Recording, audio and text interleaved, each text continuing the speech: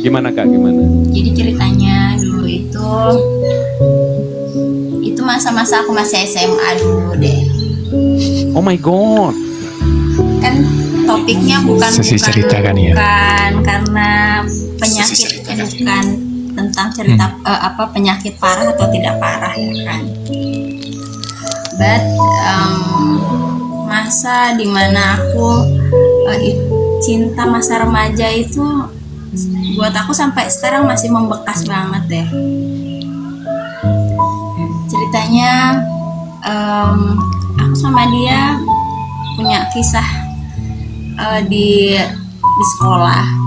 Dia kakak pramukaku, aku sebagai adik tingkatnya dia lah. Jadi masa itu dia bilang kita boleh nggak kita berkenalan gitu kan. Udah awalnya dari situ kita temenan, tapi cuma selewat aja. Habis itu aku pindah ke Bandung, dia ikut Remuna. Aku nggak tahu pada saat itu dia sakit.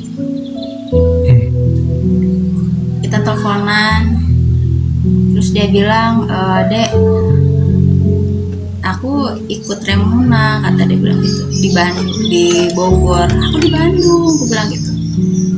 Singkat cerita, aku sama dia jadian by phone.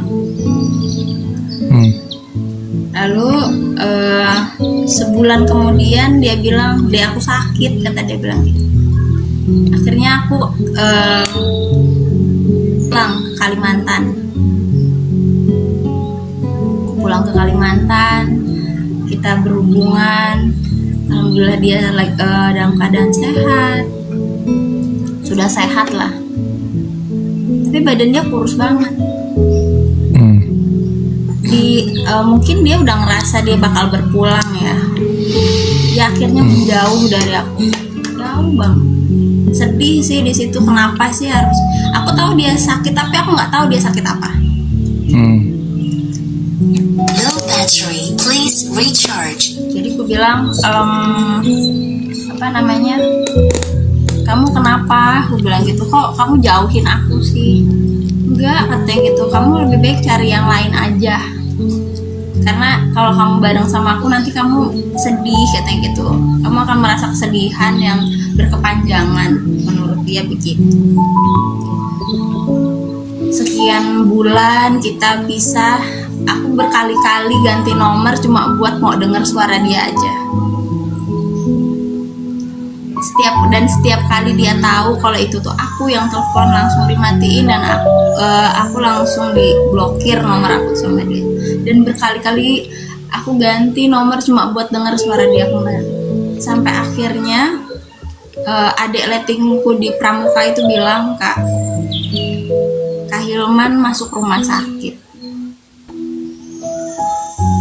Dengan rasa takutku, aku takut ditolak, aku takut pokoknya penolakan dari dia. Tapi di situ aku mencoba untuk memberanikan diri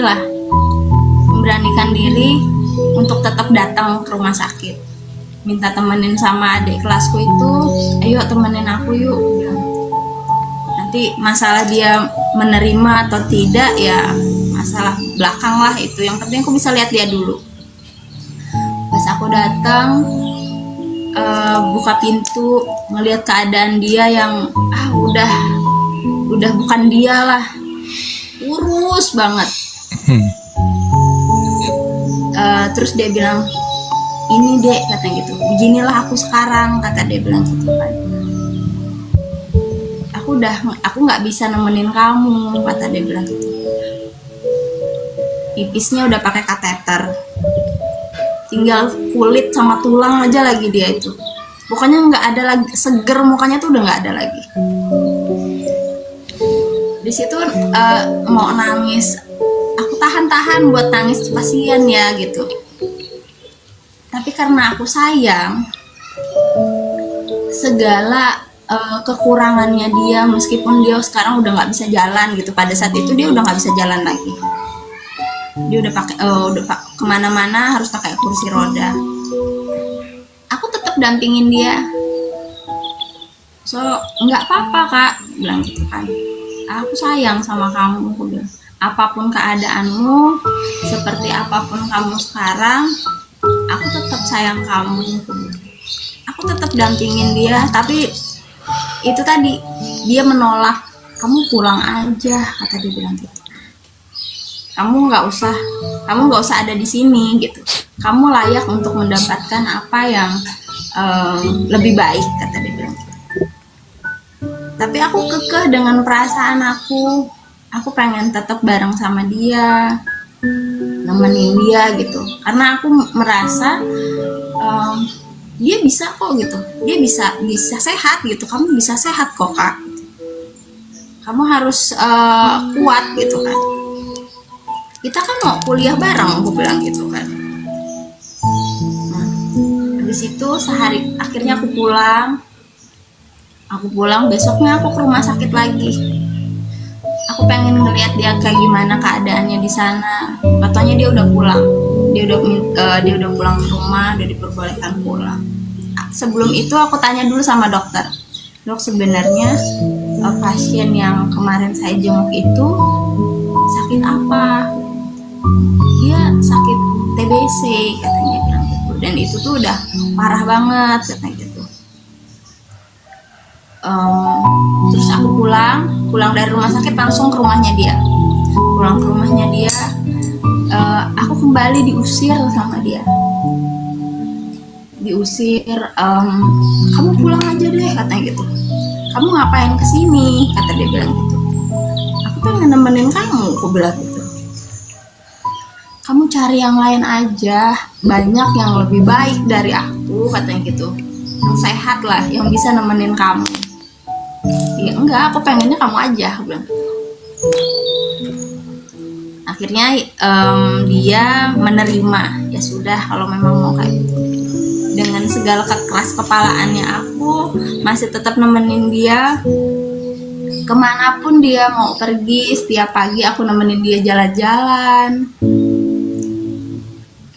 Aku tuh seperti apa ya, kayak perawat buat dia jadinya. Dia mandi, dia ganti baju, dia makan, dia obatnya dia, semuanya aku yang sediakan. Setiap pagi aku datang ke situ sampai pulang kerja. Aku sekolah sambil kerja dulu. Jadi setiap pulang kerja dia tuh nungguin aku di teras rumahnya. Dia tunggu, adek kok belum pulang jam segini, katanya bilang gitu. Biasanya aku jam 5 sore udah pulang. Tapi pada saat itu aku datang ke rumahnya dia tuh jam 6. Kok dia pulang jam segini? Gak apa-apa, aku lembur, gue bilang. Senang aku nemenin dia selama 3 bulan. Selama pas dia sakit nggak nyampe 3 bulan, hampir 2 bulan. 2 bulan aku nemenin dia. Itu aku pas mau ujian kelas 3. Masa dimana aku ngerasa dia sakit tapi dia ngajarin aku gitu. Dia ngajarin banyak hal. Dia kan pintar akuntansi. Aku tuh bodoh banget akuntansinya. Dalam keadaan sakit dia masih sempet ngajarin aku. Terus aku sampai nangis, yang aku nggak bisa kak, susah loh buat akuntansi ini. Uangnya nggak ada, aku bilang gitu. Tapi yang dihitung harus bener. Bisa kok adek, bisa.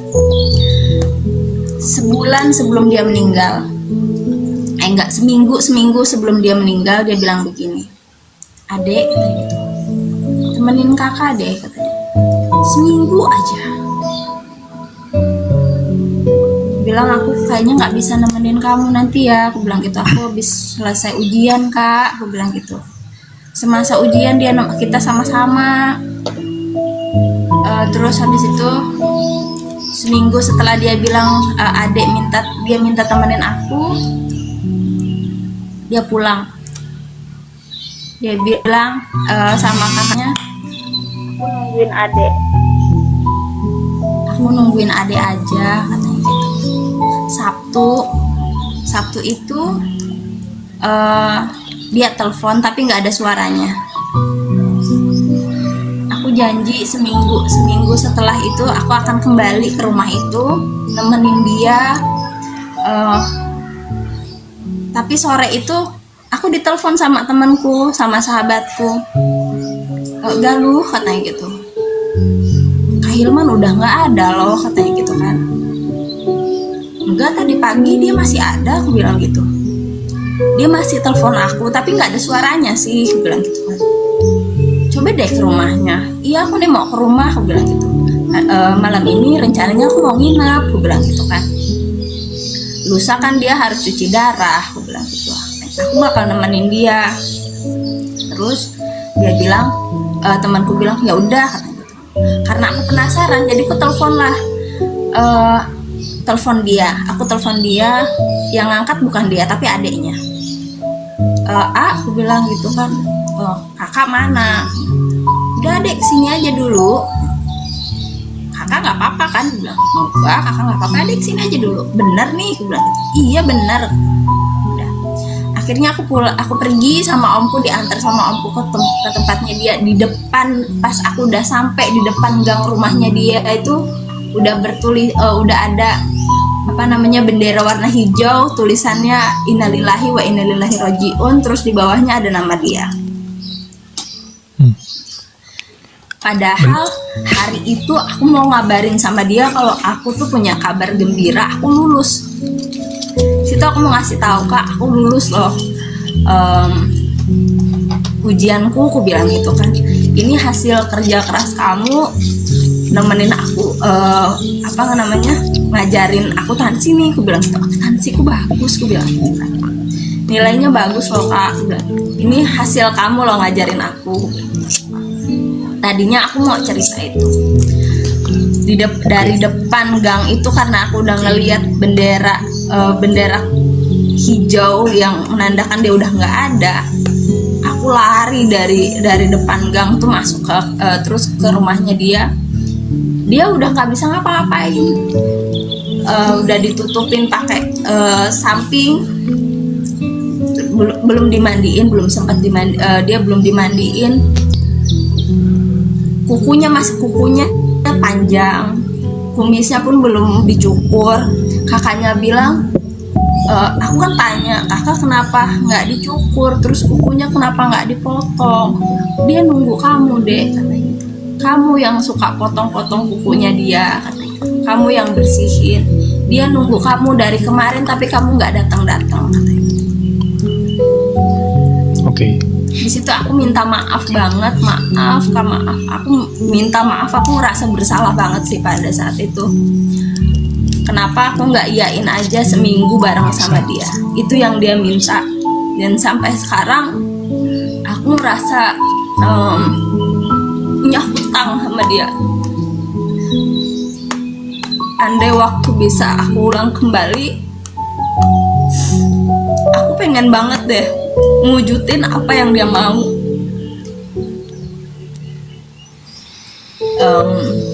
Habis itu aku nungguin dia semalaman, dari sore sampai besoknya kan dia mau dimakamkan. Malamnya itu dia dimandiin. Satu keluarga panggil aku kan, adek, katanya gitu. Ini terakhir kalinya, katanya gitu. Kakak mau ditutup, katanya gitu kan, mukanya udah mau ditutup. Mau adek cium dulu lah, katanya gitu kan. Aku nggak tahu apa sih namanya, tapi adek nggak boleh nangis ya, katanya gitu. Iya, aku nggak nangis, bah, aku bilang gitu kan. Setelah itu aku cium dia, aku cium mukanya, aku cium kakinya, karena rasa bersalahku gitu. Aku merasa bersalah banget nggak bisa nemenin dia yang dia minta seminggu aja, kata dia bilang. Dek, seminggu aja. Habis itu kakak pulang, katanya gitu. Aku nggak tahu maksud dia pulang apa, nggak taunya dia pulang ya pulang untuk selamanya. Semalaman aku nungguin dia, aku berharap itu cuma mimpi aja. Besar harapan aku tuh kayak, aku mimpi aja nih gitu, dia pasti bangun lagi kok. Kita bisa jalan-jalan bareng, pagi-pagi ngejemur badannya dia, nemenin dia cuci darah. terus kita bisa kuliah bareng. Oke, Kak. Tapi paginya tetap aku nggak bisa dia nggak bangun.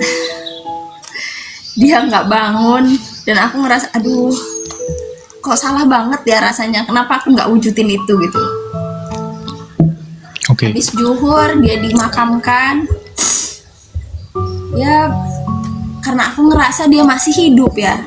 Setiap kali aku lewat rumahnya dia, aku ngerasa dia masih tunggu aku di teras, masih say hello. Tapi ya, kalau aku lihat di terasnya dia udah nggak ada siapa-siapa gitu.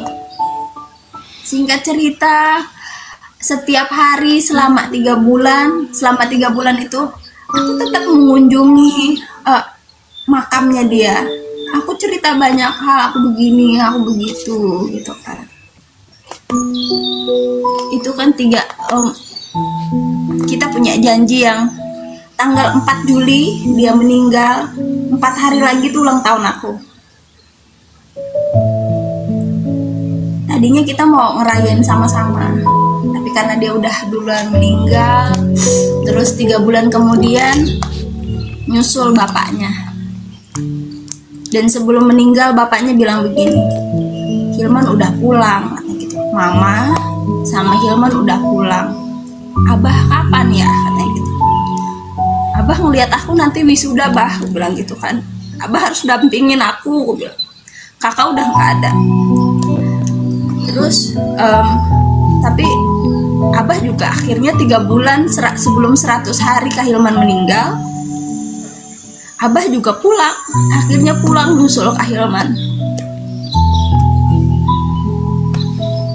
Dan Abah meninggal itu kita nggak ada yang tahu. Abah meninggal tuh dalam keadaan tidur. Biasanya Abah tuh jam 5 udah bangun, tapi jam 7 Abah nggak bangun-bangun. Dibangunin lah sama kakaknya, Mbah bangun Mbah. Tapi Abah ternyata udah nggak ada. Kaki Abah udah dingin, kayak tidur aja, badannya masih lemas. Aku tahu Abah meninggal itu malam. Abah udah dikuburin, aku baru dikabarin Abah udah nggak ada. Loh teman-teman, kalau ada yang bilang beralasan mereka orang yang meninggalkan kita tuh karena penyakit, itu memang ada. Takut, dia ada perasaan takut orang yang disayang itu merasa sedih, takut ngerasa kalau nantinya tidak bisa membahagiakan orang yang disayang, karena dia ngerasa ya aku bakal pulang. Itu yang aku rasain sekarang. Sekarang kakak posisinya udah menikah? Belum.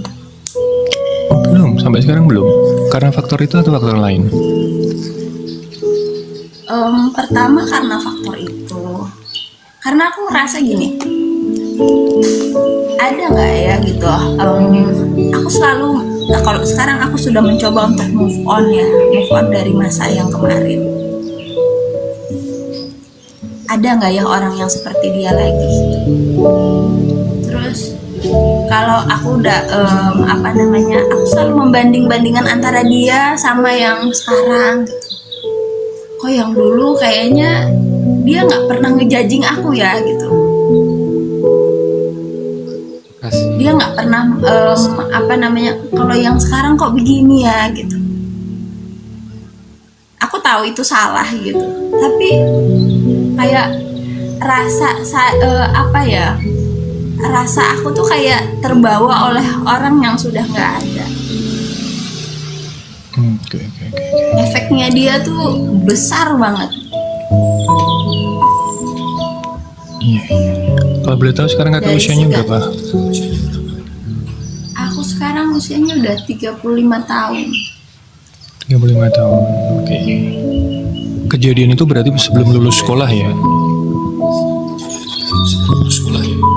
Iya, kelas 3 SMA. Kelas 3 SMA, oke. Memang kadang-kadang kita mengalami trauma. Ada janji yang udah aku tunaikan kan. Dia nyuruh aku untuk selesaikan sekolahku. Aku sudah menyelesaikan itu. Tapi janjiku untuk nemenin dia yang seminggu itu enggak, aku nggak bisa gitu. Sampai sekarang kadang kalau misalnya ada yang sakit, ada yang telepon aku tuh kayaknya aku takut gitu. Aku takut untuk aduh, kayaknya aku harus cepet datengin deh gitu. Kalau sekarang ya belajar dari apa-apa yang aku temui dari almarhum mantan pacarku dulu. Siapapun yang sakit, orang yang terdekat sama aku yang sakit, aku cepet-cepet deh untuk ketemu. Aku nggak mau ketinggalan, meskipun dalam doaku tuh, Tuhan kalau seandainya nanti orang terdekatku pulang, aku nggak sanggup untuk ada di tempat itu. Jadi kalau mau pulanglah. Aku sadar dengan doaku itu, tapi di situ juga aku kayaknya aduh gila, sakit banget. Sabar ya Tuahnya Teteh. dia. Semoga Teteh dapat ini pendamping dalam waktu dekat. Yang penting tetap semangat, yang berlalu jadikan pelajaran, jadikan perjalanan yang manis untuk kita melangkah ke depan tuh lebih baik lagi gitu. Jadi banyak pelajaran yang kita dapat dari Teteh gitu. Iya. Jadi Teteh tuh dituntut, ya Teteh orang yang kuat, Teteh orang yang yang tangguh, yang bisa menghadapi itu semua gitu dengan kesabaran dan keikhlasan gitu.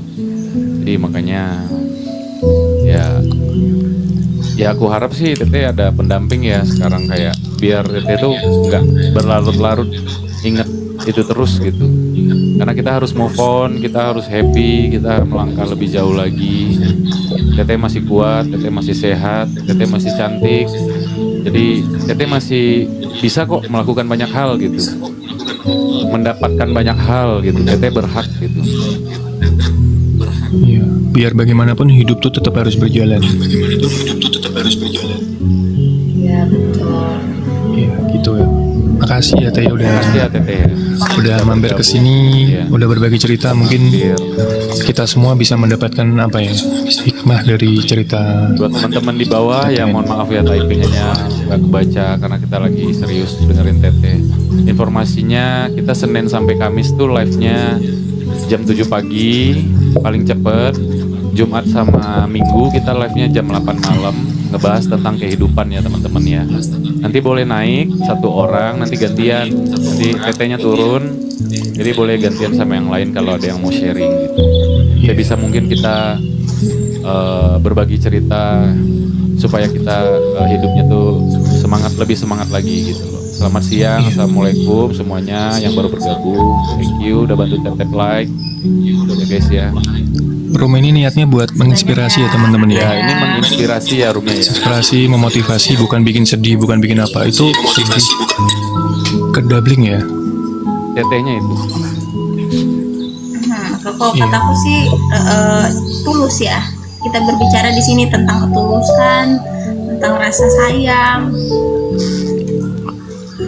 Karena yang tulus itu susah carinya. Iya benar. Iya. Gitu. Ya. Terima kasih Teteh buat waktunya.